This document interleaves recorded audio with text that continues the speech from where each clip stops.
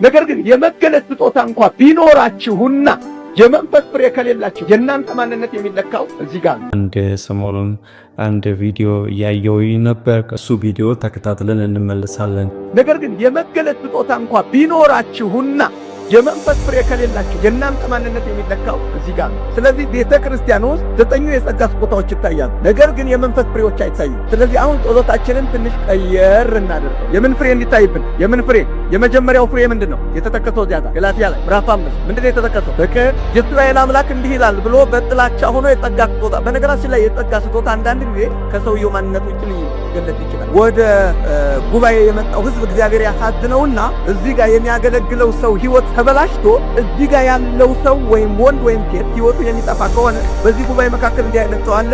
ልትሞት ቦምብ ይዛ ቦምቡ በኪስ ነው ብሎ ሊገለጥ ይችላል። እግዚአብሔር ሰውየውን ለማዳን ብሎ ነው እንጂ የሰውየውን የተናጋሪውን ህይወት ወዶ ማለት አይደለም። ስለዚህ እግዚአብሔር ከጸጋ ስጦታ ባለቤቶች ይልቅ የመንፈስ ፍሬ ያለባቸውን ሰዎች እንደሚወድ ታውቃላችሁ። ስለዚህ አሁን ወደዚህ ሙላት እንደም ምን እንበል እንደም ስትጸልዩ ሁል ጊዜ ጌታ ሆይ እባክህ 9ኙም የመንፈስ ፍሬ ምን ይሁኑብኝ? ይገለጡ። ሰላም፣ ፍቅር፣ ትዕግስት፣ የዋህነት፣ ቸርነት፣ እነዚህ የተጠቀሱ እነዚህ መገለጥ አለባቸው። ልክ እነዚህ ሲገለጹ ያኔ ቁጭ ብለን ጌታን ማዘዝ እንችላለን። በቃ ማዘዝ ታውቃላችሁ። በሙሉ የመንፈስ ፍሬ እኛ ጋር ስለታየ ንጹህ ቤተ መቅደስ ስለሆነ እግዚአብሔር በሙላት ለመስራት ይቸገራል እንዴ?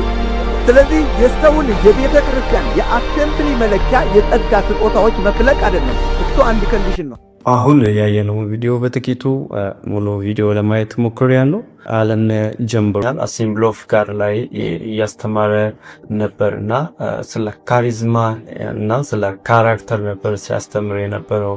እንደውም ምን አለ አንድ ቦታ ላይ ካራክተር ከካሪዝማ ይበልጣል አለ። ካራክተር ባህሪ ከቅባት ይበልጣል። እየተናገረበት የነበረው በዋናው ጉዳይ ስለ ካሪዝማና ስለ ካራክተር ላይ ነበረ። በዋናነት ግን ሲያጠለጥን የነበረው አሁን ባየነው ቪዲዮ ላይ ስለ መንፈሳዊ ፍሬ ነበር ሲያወራ የነበረው። መንፈሳዊ ፍሬ ደግሞ ይሄ ከአገልግሎት ጋር የሚያያዝ ጉዳይ አይደለም ብሎ ሲናገርም ነበር። ምክንያቱም አንድን ሰው ለማዳብ እግዚአብሔር የሆነ ሰውን የተቀባን ሰውን እግዚአብሔር ሕይወቱን ሳይቀበሉ ኑሮውን ሳይቀበሉ ላይፍ ስታይሉን ሳይቀበሉ ይጠቀምበት ይችላል ብሎ እየተናገረ ነበር። አሁን ላይ በቸርች ውስጥ የምናደርጋቸው እንቅስቃሴዎችን እንደ ግድም ደግሞ የምናደርጋቸው መንፈሳዊ የመሰሉ ግን መንፈሳዊ መሰል የሆኑ ነገር ግን መንፈሳዊ ያልሆኑ እንቅስቃሴዎች አሉ። የመንፈስ ፍሬ የለውም ግን ያገለግላል። የመንፈስ ፍሬ የለውም ግን ይሰብካል። የመንፈስ ፍሬ የለውም ግን ይዘምራል። አሁን ላይ ያለንበት ሲዝን ያለንበት ዘመን ሞሮፍ ስለ መንፈሳዊ ፍሬ የሚባለው ነገር ላይ ብዙ ጊዜ አናይም፣ አይወራም። ብዙም ስለ መንፈስ ፍሬ ብዙ ስብከቶችን ትምህርቶችም የሉም። አሁን ላይ እንደምናየው ሂሊንግ ሊኖር ይችላል። እነዚህ ሁሉ ግን የሆኑ እግዚአብሔር አንዳንዴ በሕይወታችን ላይ ደስተኛ ላይሆን ይችላል። በኑሯችን ላይ ደስተኛ ላይሆን ይችላል። ምክንያቱ የኛ መንፈሳዊ ደረጃ የሚለካው ባገለገልነው ልክ ሳይሆን በሕይወታችን ላይ በታየው በመንፈስ ፍሬ ልክ ነው።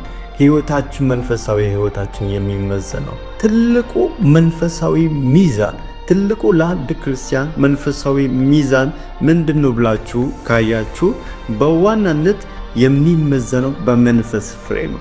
በመንፈስ ፍሬ ነው። መጽሐፍ ቅዱስ ላይ ገላትያ ላይ የመንፈስ ፍሬ ብሎ የጠቀሳቸው የዘረዘራቸው ነገሮች አሉ። አንደኛ ፍቅር፣ ሁለተኛ ደስታ፣ ትዕግስት፣ ቸርነት፣ በጎነት፣ እምነት፣ የዋሃት፣ ራስን መግዛት ይላል። እነዚህ የመንፈስ ፍሬ ናቸው ይላል። የስጋ ስራ ደግሞ ይላል የስጋ ስራ የተገለጠ ነው ይላል። እሱ ምንድነው? እርሱም ዝሙት፣ ርኩሰት፣ መዳራት፣ ጣዖትን ማምለክ፣ ሟርት፣ ጥል፣ ክርክር፣ ቅናት፣ ቁጣ፣ አድመኝነት እያለ ይዘረዝራል ይቀጥላል። እና የስጋ ስራ የተገለጠ ነው ይላል። የተገለጠ ነው፣ በአደባባይ የሚታይ ነው፣ የተገለጠ ነው፣ የተሸፈነ አይደለም ይላል መጽሐፍ ቅዱስ። እና የመንፈስ ፍሬ ግን የመንፈስ ፍሬ የሚጀምረው ከየት ነው ካላችሁ ከልብ ከውስጥ ነው። የመንፈስ ፍሬ የሚጀምረው በዋናነት ትኩረት ማድረግ ያለብን ነገር በሕይወታችን ላይ በአገልግሎታችን ላይ ፍቅር አለ ወይ? ሐዋርያ ጳውሎስ ሲናገር ፍቅር ከሌለኝ ከንቱ ነኝ እንዳለ፣ እንደሚጮህ ጸናጽል ነኝ እንዳለ፣ እንደዛ እንዳልሆን አገልግሎታችን ውስጥ ፍቅር አለ ወይ? ዝማሬያችን ውስጥ ፍቅር አለ ወይ? በጎነት አለ ወይ? ራስን መግዛት በሕይወታችን ላይ አለ ወይ? ወይስ እንደ ማንኛውም ሰው በደመ ነፍስ እንመራለን?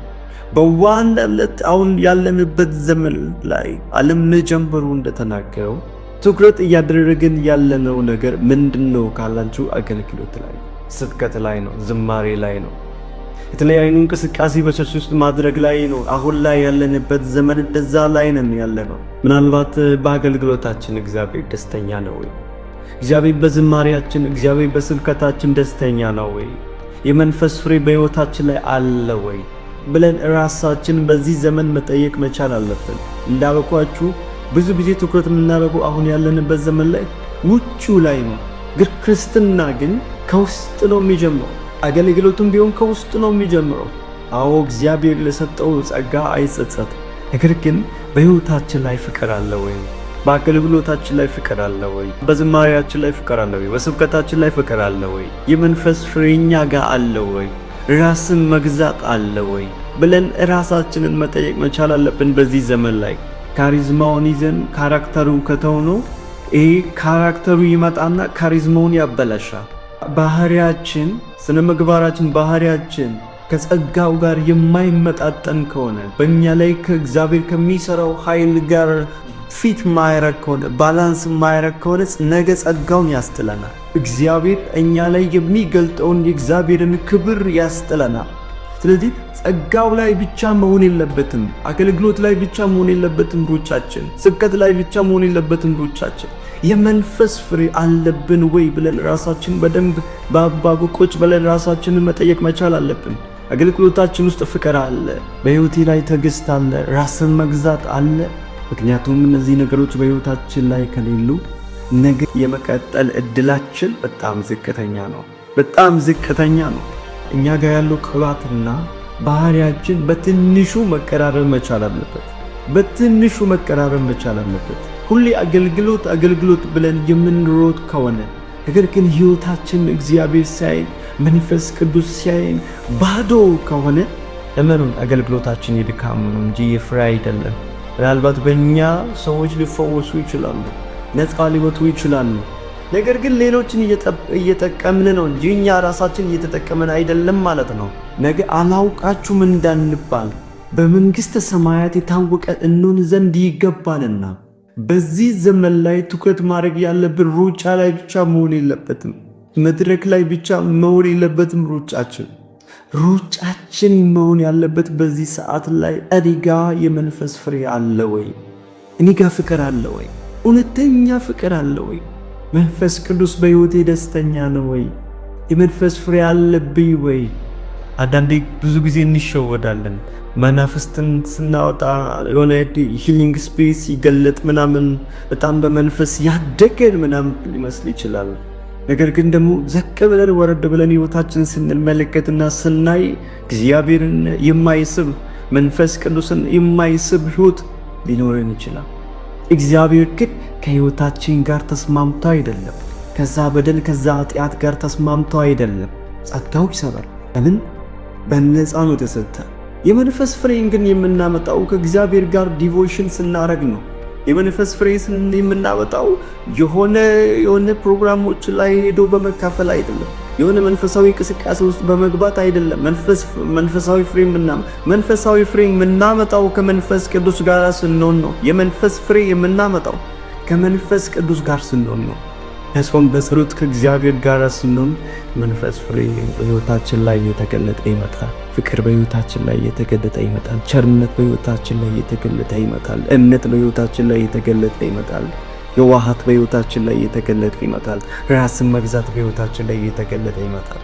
ከእግዚአብሔር ጋር ህብረት ከሌለ፣ ከእግዚአብሔር ጋር ዲቮሽን ከሌለ የመንፈስ ፍሬ በሕይወታችን ይገለጣል ብዬ አላስብም። ምክንያቱም ከእግዚአብሔር ጋር ካልሆነን፣ ከመንፈስ ቅዱስ ጋር ካልሆነን፣ ከመንፈስ ቅዱስ ጋር አብዝተን ካላወራን፣ ካልጮኸን ከእግዚአብሔር ጋር ዲፕ የሆነ ፌሎሺፕ ከሌለ እውነቴን ነው የምላችሁ የመንፈስ ፍሬ በሕይወታችን ላይ አይገለጥም። የመንፈስን ፍሬ በሰዎች እጅ መጫን የምትቀበሉት ጉዳይ አይደለም። በአገልጋዮች እጅ መጫን የምትቀበሉት ጉዳይ አይደለም። ከአንዳንድ እነዚህ ሙሉ ነገሮች በእኛ ላይ ይገለጣሉ ማለት አይደለም። ቀን በቀን ግን እያደገን እንመጣለን። ቀን በቀን እየተለወጠን እንመጣለን። ቀን በቀን ሕይወታችን እያደገ ይመጣል፣ እየተለወጠ ይመጣል። ይህ ካልሆነ ሕይወታችን ይኪሳራል እና ዓለም ጀምበሩ ያስተማረው ይሄ ትምህርት ዓመተ ምሕረቱን አላውቅም፣ በጣም የቆየ ቪዲዮ ነው እና ስለ ካሪዝማና ስለ ካራክተር ነበር ዲፕ ሲያስተምር የነበረው እና ገብታችሁም እንድትሰሙ ሪኮመንድ አድርጋችኋለሁ። መያዝ አለብን ሁለቱንም አንድ ላይ። ጸጋውን ይዘን ካራክተሩን መጣል የለብንም። ካራክተሩን ይዘን ጸጋውን መጣል የለብንም። ሁለቱንም ባላንስ አድርገን ነው ይዘን መቀጠል መቻል አለብን።